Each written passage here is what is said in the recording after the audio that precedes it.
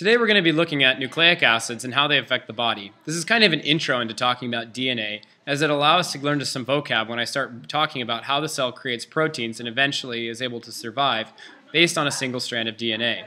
Let's take a look at it. What are nucleic acids? Every cell needs a set of instructions for survival. The code for this survival is nucleic acids. Nucleic acids act as the information carriers for the cell. Together, they are able to make sure that the cell performs all the necessary functions in order to survive. What are nucleic acids made of? Nucleotides. These are the monomers of nucleic acids, contain one nucleobase which acts as a piece of a code. Nucleotides consist of 3 parts and are very small.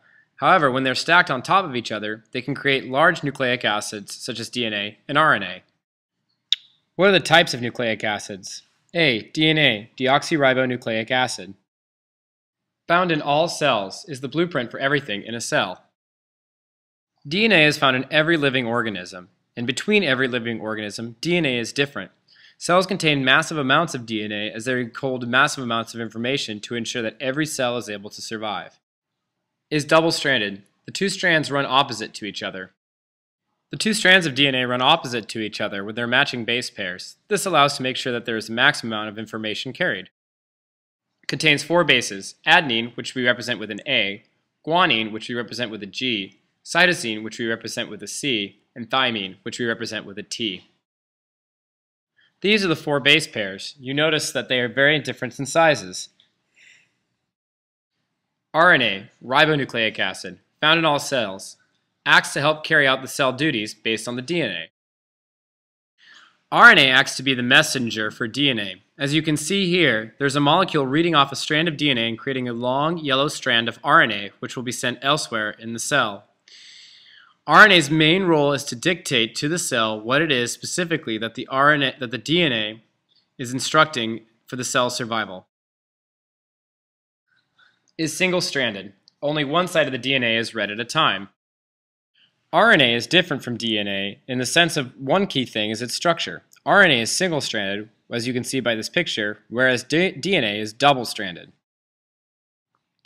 Contains 4 bases: adenine, which we represent again with an A,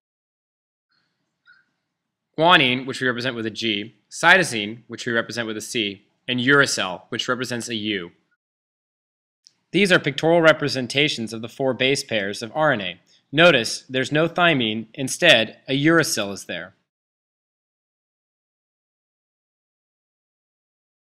Strawberry Extraction Lab. The goal of this lab is to observe what DNA looks like. Procedure. At your table, make sure you have the following: a graduated cylinder, cheesecloth, funnel, and glass rod. Come up to the front with your graduated cylinder, grab 1 strawberry, a plastic bag, and 10 milliliters of a buffer solution and test tube. At your desk, place the strawberry in a bag and mush for 2 minutes. Add the 10 milliliters of buffer to the strawberry mash. Knead strawberry again for 1 minute. Assemble cheesecloth, funnel, and test tube as funnels. Slowly pour the strawberry mixture into the apparatus.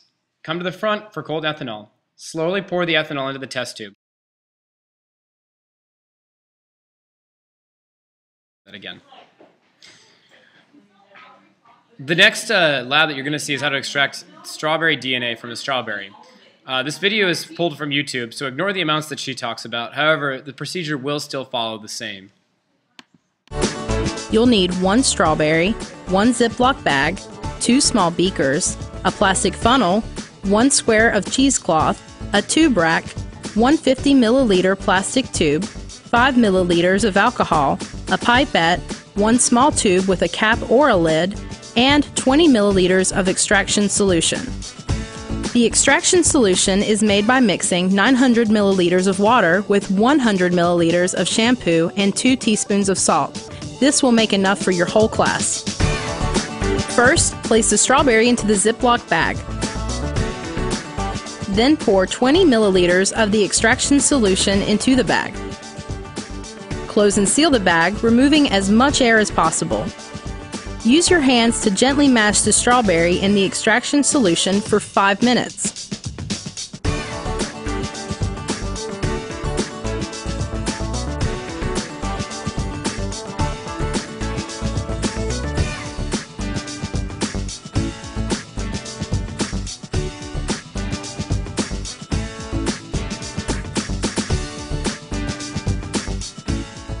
Place a funnel into the 50 milliliter tube.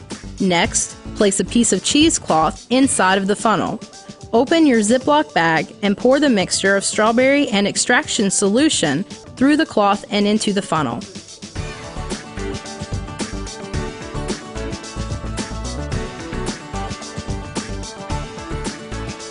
Gently squeeze the cheesecloth. Once all the liquid has passed through the cloth, throw the cloth away and remove the funnel. Add 5 milliliters of 70% isopropyl alcohol.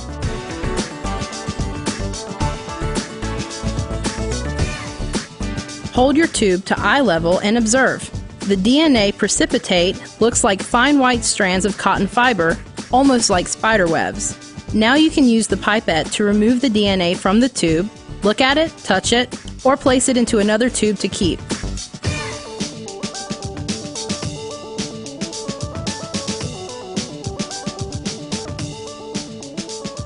Now you've successfully extracted the DNA from a strawberry.